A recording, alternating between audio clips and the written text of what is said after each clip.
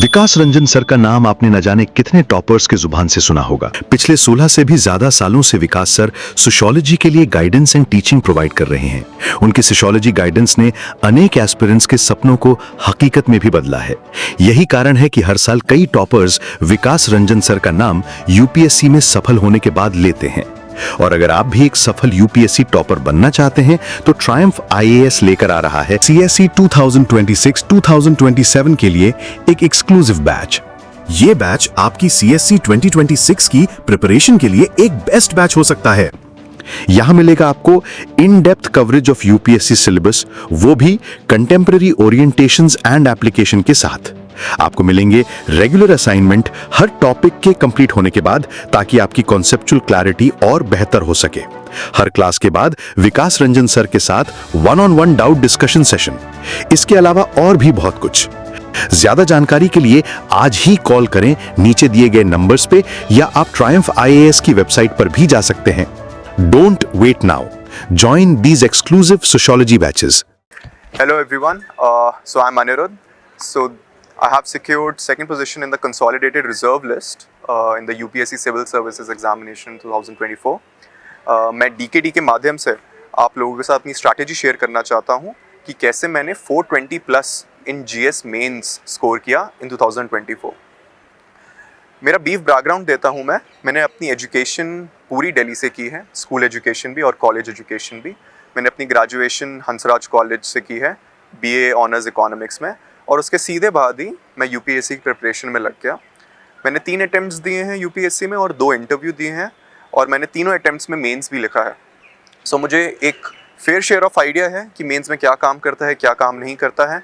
मैंने अपना main score 2024 में 421 स्कोर किया, और ये स्कोर मेरे पिछले स्कोर से थोड़ा ज़्यादा था।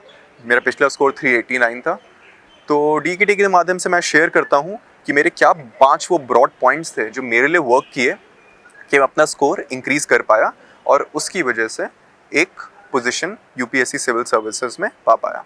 तो सबसे पहले आपको देखना पड़ेगा कि यूपीएससी सिविल सर्विसेज मेंस का सिलेबस जो है वो एक बाइबल है एंड गो टू गाइड है। सबसे ज़्यादा इम्पॉर्टेंट चीज़ वही है, बिकॉज वो आपको बताती है आपको क्या पढ़ना है, क्या नहीं पढ़ना है। अगर आप वो नहीं देखेंगे तो आप सब कुछ पढ़ते रह जाएंगे, एवरीथिंग अंडर द सन, जो आपको अच्छा रेट ऑफ रिटर्न नहीं देगा। यूपीएससी सिलेबस में ही अक्रॉस ऑल द 4 पेपर्स आपको माइक्रो थीम्स आइडेंटिफाई करने हैं। फॉर एग्जांपल, अगर यूपीएससी GS1 में आप देखते हैं कीवर्ड है अर्बनाइजेशन, तो उस अर्बनाइजेशन अब एक थीम बन जाता है आपका, जिसके अराउंड आपको प्रिपेयर करना है। For example, gentrification, urban slums, urban sprawl and smart city programme, urban local bodies. So within urbanisation आप देखेंगे एक थीम है, और इसमें इश्यूज, प्रॉब्लम, सजेशंस, ये सारी चीज़ें आती हैं। सिमिलरली आप GS3 में देखेंगे सिलेबस का कीवर्ड है इंक्लूसिव ग्रोथ। अब इंक्लूसिव ग्रोथ में आप उसके चैलेंजेस भी देखेंगे, प्रॉब्लम ऑफ इनइक्वालिटी भी देखेंगे, सोशल सेक्टर स्कीम्स भी देखेंगे, फाइनेंशियल इंक्लूजन, डिजिटल इंक्लूजन, ये सब भी देखेंगे। तो हर टॉपिक में जो आपका लिखा है यूपीएससी सिलेबस में एक थीम बन जाता है, जिसके अराउंड आपको 2 से 3 पेजर नोट क्रिएट करना है। ये नोट्स आपको बहुत हेल्प करेंगे जब आपका मेंस का एग्जाम पास में आएगा for a quick revision.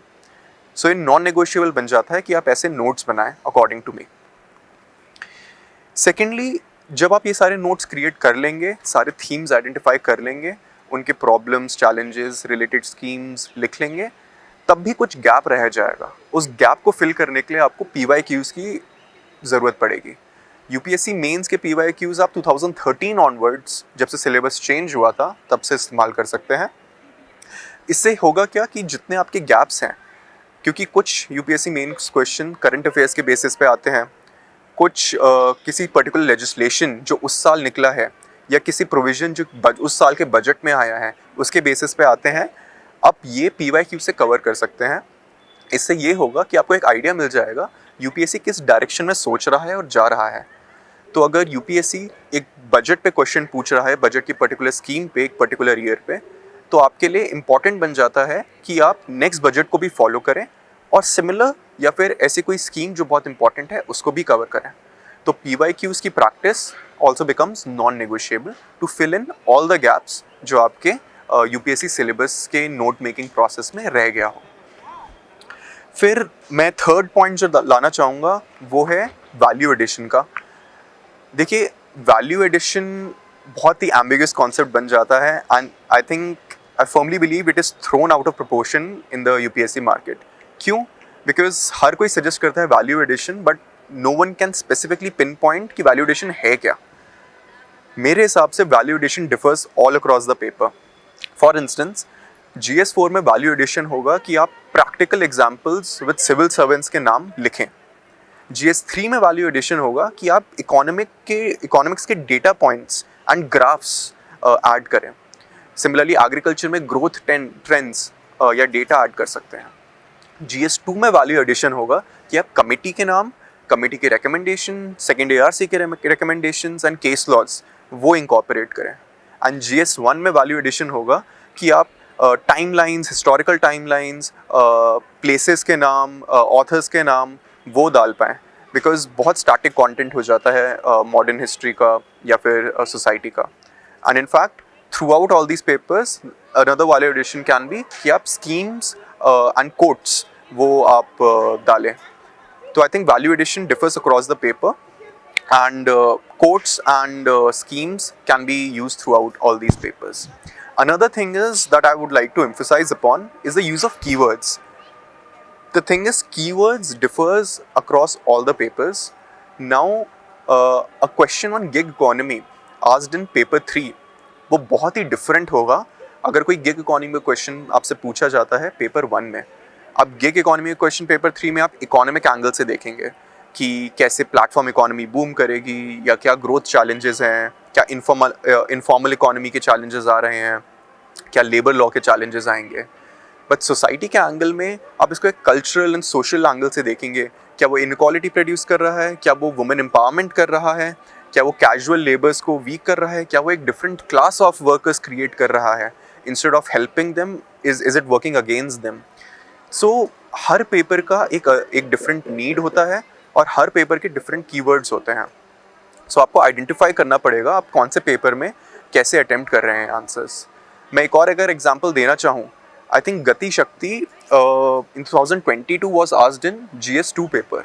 Now ideally गति शक्ति should be asked in paper 3 क्योंकि उसमें लिखा हुआ है infrastructure PPP in the syllabus itself GS3 के। बट गति शक्ति उन्होंने GS2 में पूछ लिया।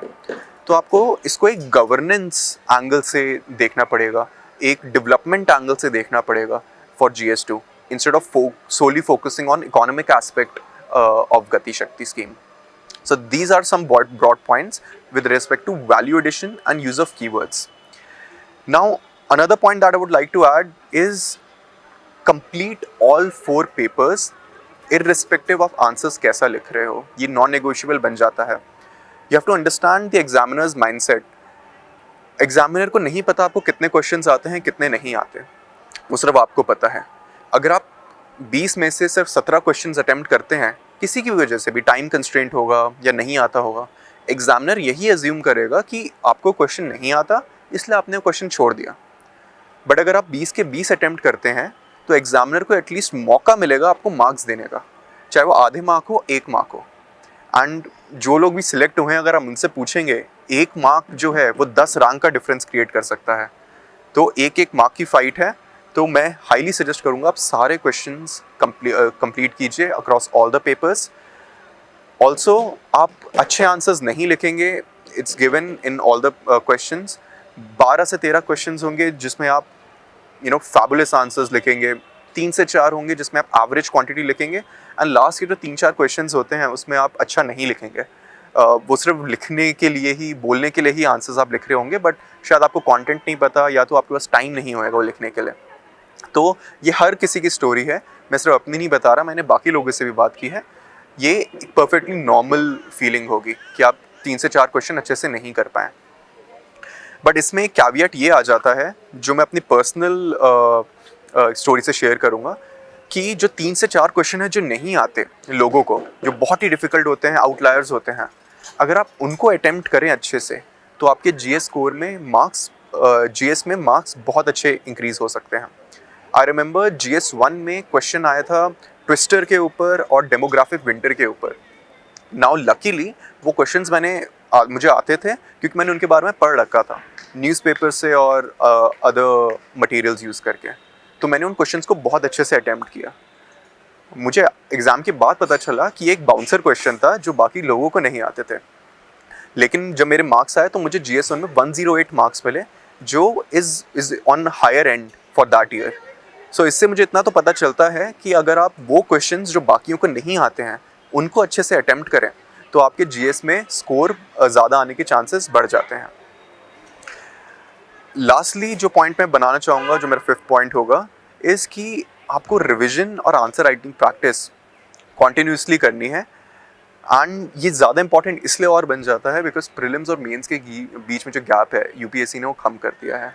आई डोंट नो वाई कि यूपीएससी ने ऐसा क्यों किया है, बट अब आई थिंक 90 डेज़ का ही गैप है, पहले 120 डेज़ का होता था, तो 1 महीना कम आपको टाइम मिलेगा प्रीलिम्स और मेंस के बीच में। So answer writing practice, I think you should start way before prelims and you should complete your optional way before prelims. So at least जब आपका प्रीलिम्स क्लियर हो, आपको आंसर राइटिंग के बेसिक्स पता हो एंड आपका ऑप्शनल भी सॉर्टेड हो, क्योंकि उसके बाद आप जीएस में ज़्यादा फोकस कर सकते हैं, जो ज़्यादा इंपॉर्टेंट भी बन जाता है प्रीलिम्स और मेंस के बीच में। आंसर राइटिंग में again test series is important. मैंने विजन आईएएस के अभ्यास टेस्ट सीरीज़ को यूज़ किया था। मैंने कुछ अटैम्प्ट में फोरम आईएएस के एमजीपी भी यूज़ किया था। मैंने नेक्स्ट आईएएस के भी main test series programme use किया था।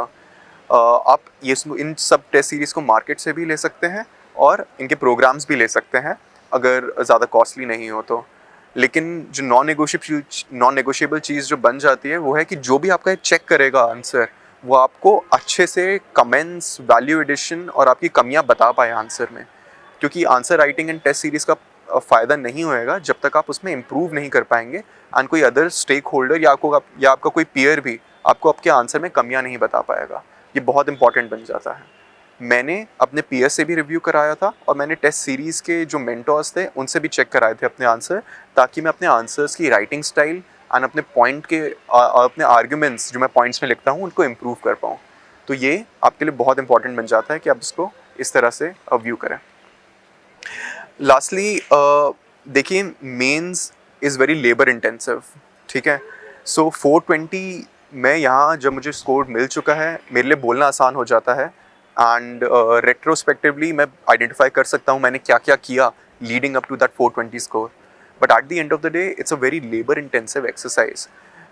ये भी हो सकता था कि on second day of mains मेरे हाथ दर्द करने लग जाते और मेरे कुछ क्वेश्चंस छूट जाते, right.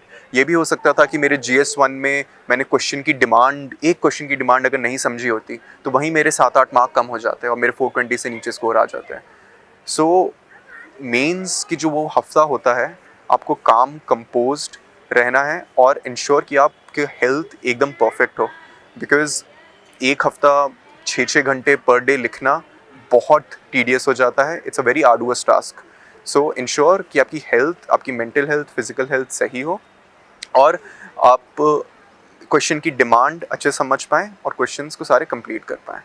I hope all this strategy help you. अगर किसी को भी कोई डाउट है या कोई स्पेसिफिक क्वेरी है मेंस से रिलेटेड, तो मुझसे वो ईमेल आईडी पे कनेक्ट कर सकते हैं। मेरी ईमेल आईडी है anirudhray.work1@gmail.com। आप कोई भी अपनी query, specific query to any papers या अगर कोई टेस्ट सीरीज़ का कोई इशू है या सजेशन चाहिए, आप मुझे डायरेक्टली मेल कर सकते हैं। Lastly, I would like to thank DKT for giving me this opportunity to share my strategy with you. And I hope आपकी mains preparation, prelims preparation and overall UPSC preparation smooth चले। And thank you so much.